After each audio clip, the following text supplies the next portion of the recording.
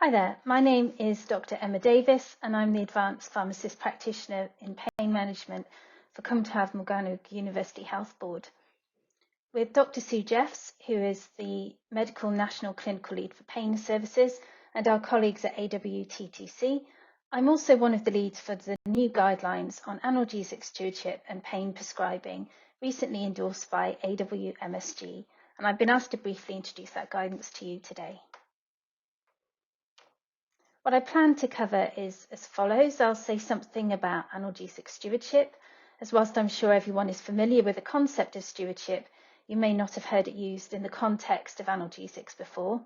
I'll give some background to the guideline and highlight the key recommendations of it. And finally, I'll whiz through the new prescribing guidance that's also been developed, hopefully drawing your attention to some useful things for your practice.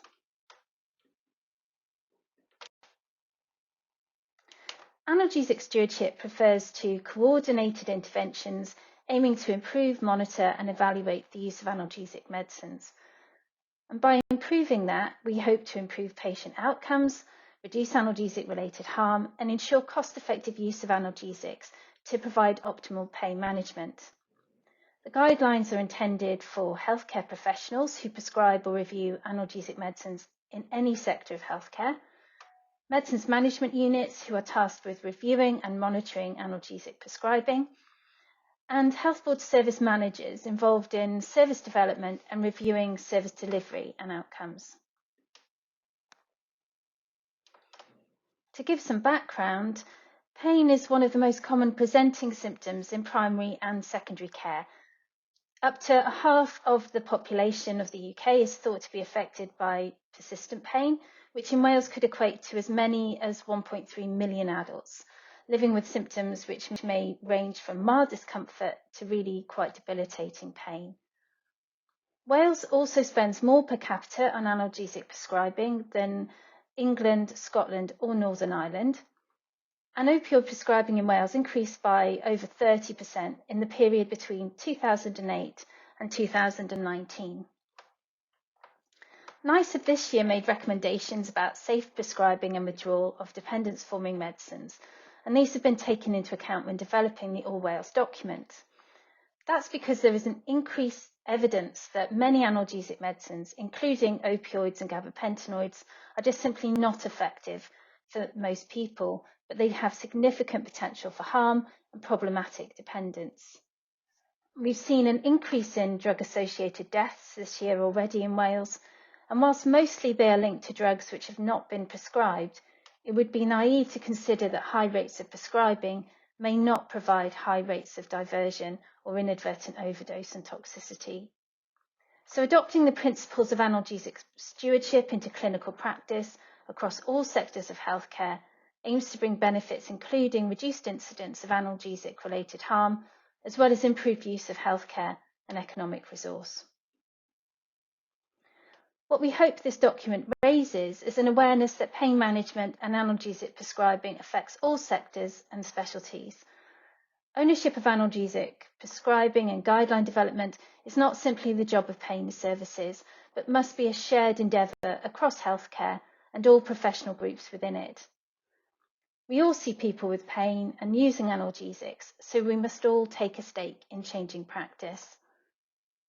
We'd like to think that health boards will be encouraged to get a range of stakeholders, including patient representatives and third sector organisations, together to discuss what they already have in place to support stewardship and where improvements in awareness are needed. Networks of people working together to examine prescribing, yes, absolutely, that is the key focus of this document. However, it is acknowledged within it that if prescribing is to change, if harm from analgesic medicines is to be reduced, then it will take a village or maybe a reasonably sized town to do it. Services may need to change how they work and communicate, education and training opportunities extended, guidelines brought into line with best practice and evidence, and meaningful measurements of outcomes that clinicians and people accessing services can use to determine improvement. So a whole range of things, but using medicines as a focus. So how is this going to be done? Well, the headline recommendations are here. Firstly, health boards should nominate local leads for analgesic stewardship. This should be professionals who have an interest in stewardship, although they don't have to be a pain specialist. Ideally, one should be a pharmacist because quite a bit of this is going to be focused on medicines and prescribing measures, and that, rightly or wrongly, is where our expertise lies. Part of this role should also be to ensure appropriate links and communication between primary and secondary care clinicians, and that's particularly around recommendations from specialist services, hospital discharge and medicines reconciliation. I've touched already on the need to take a whole system approach.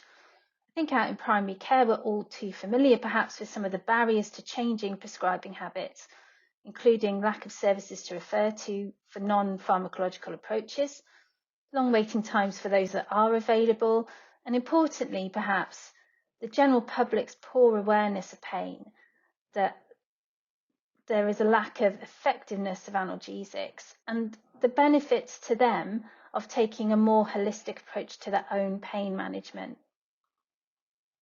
It's recognised that the impact that pain can have, especially persistent pain, can be hugely detrimental to mental and physical well-being, and poorly managed pain can impact on an individual's ability to manage other long-term conditions. Similarly, analgesics which don't help in the effort to live better with pain might well be making other conditions harder to control due to their adverse effects. So it really is in everyone's interests to do things better. Analgesic stewardship, and not simply let's reduce analgesic prescribing, should become the priority when setting prescribing plans. So better information and support for starting, reviewing and tapering analgesics, but also ensuring that there are services and support for people who develop problematic use of analgesics, support for clinicians and practices should complaints arise as a consequence of withdrawing analgesics when harm is being caused, or where they're not prescribed because of the likelihood of causing harm. We need to develop more meaningful feedback on our prescribing as well. So not just which quintile we're sitting in or the number of prescriptions we've issued, but how many reviews are being conducted, how many people weren't prescribed analgesics or had them reduced. And to help with all of this, we need to improve the quality of education and training in this area for practitioners in all sectors of healthcare. We hope the document will allow health boards to start having these much needed conversations about how this will be achieved. We appreciate whilst this is national guidance, it will require local coordination and solutions to be developed to take account of the needs of the local population. One step towards this is the launch of All Wales Prescribing Guidelines for Pain. These have been developed from evidence-based guidance from England and updated to reflect the most recent guidance from NICE and other organisations such as SIGN in Scotland and the Faculty of Pain Medicine. The prescribing guideline, as well as indicating which medicines to consider, doses, the usual stuff like that, also contain a range of practice points and warning reminders. For example, a reminder here that opioids should always be initiated as a trial for a short period and only continued where evidence of benefit is observed.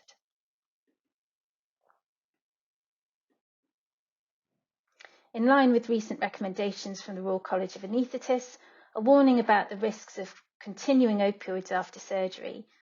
And this is an example of where we hope cross-sector collaboration will lead to improvement. So in future, people should be discharged from hospital with a tapering plan. Condition-specific advice has also been included for low back pain, neuropathic pain and fibromyalgia, so illustrating how the prescribing information should be used in those cases.